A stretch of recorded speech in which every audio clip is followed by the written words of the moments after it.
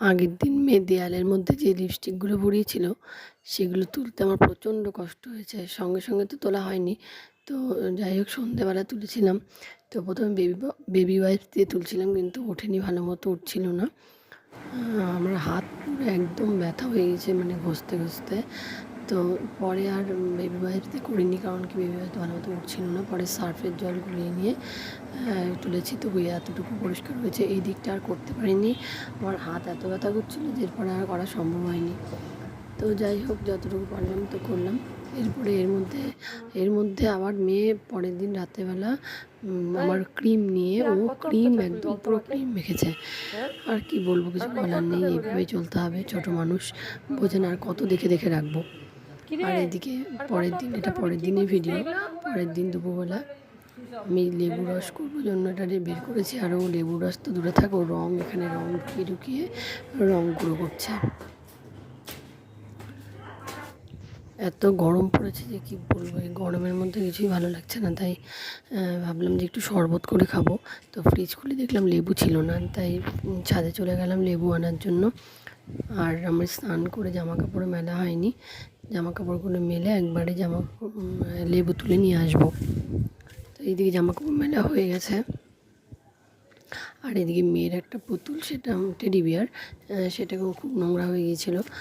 এটাকেও কানের মধ্যে ক্লিপ আটকে ঝুলিয়ে দিয়েছি শুকোনোর জন্য। তো লেবু পাড়তে যাওয়ার সময় লেবুগুলো দেখলাম খুবই ছোট ছোট, কিন্তু বাড়তি হয়ে গেছে, ছোট শরীর খারাপ। প্রত্যেকে জলও খেতে পারছি না ঠিক মতো, জলটাও খেতে কোনো টেস্ট নেই একদমই। জল একটু দু এক চুমুক খেয়েই জল রেখে দিতে হচ্ছে। যখন শরীরটা আরও খারাপ ছিল তখন তো শুধু ওআরএস খেয়েছিলাম, ওআরএসটা তাও খাওয়া যাচ্ছিলো, কিন্তু জল একদমই খেতে পারছিলাম না।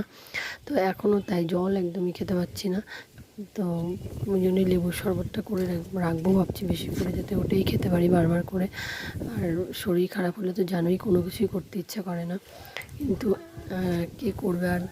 শরবত খাওয়ার ইচ্ছা হলেও নিজেকেই করে খেতে হবে, নিজের সংসার নিজেকেই করে খেতে হবে, কিছু করার নেই।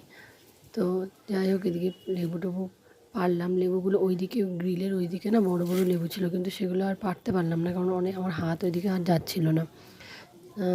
আর এত কাটা লেবু গাছে যে আমি হাত ভেতর দিক দিয়ে ঢুকিয়ে যে লেবু ছিঁড়বো সেটাও হচ্ছিল না। তো যাই হোক, যা ছোটো ছোটো যে লেবুগুলো ছিল সেগুলোই নিয়ে চলে এসেছিলাম।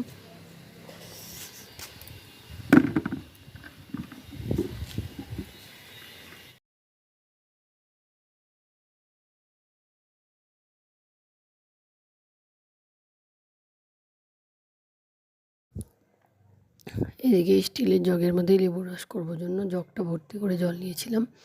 আর এখানে একটু কিছু আইস কিউব দিয়ে দিয়েছিলাম, কারণ জলটাও খুব একটা ঠান্ডা ছিল না। আর আমি এদিকে চিনি বের করতেই, মেয়েরও চিনি খেতে হবে, ও চিনি দেখলে পরেই পাগল হয়ে যায়। সে হাতের মধ্যে বারবার চিনি নিয়ে নিয়ে চেটে চেটে খাচ্ছিল।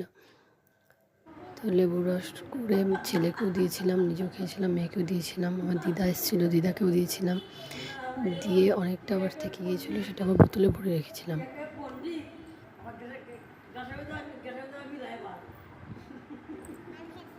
কেন আমার কাছে কেন? কি করবি?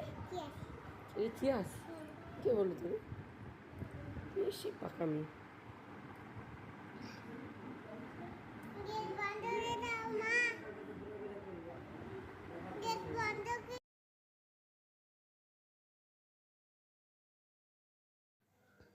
যাক, শরবত টরবত খাওয়ার পরে এবার রান্না করতে হবে।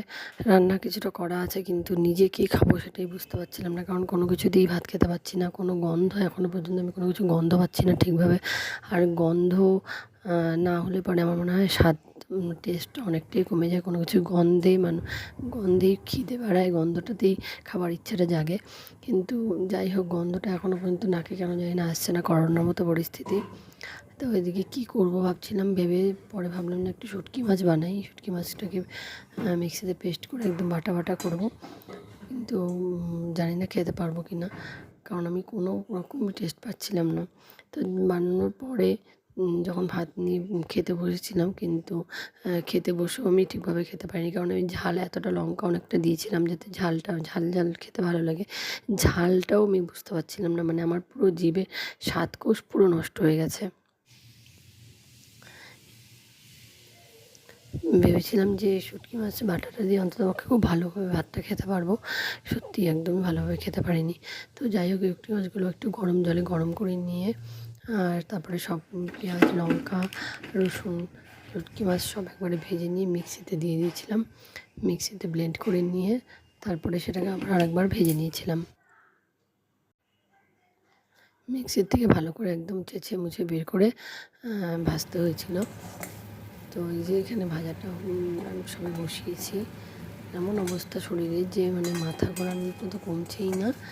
আর একটা কেমন সবসময় একটা বমি বমি ভাব থেকে যাচ্ছে শরীরে, আর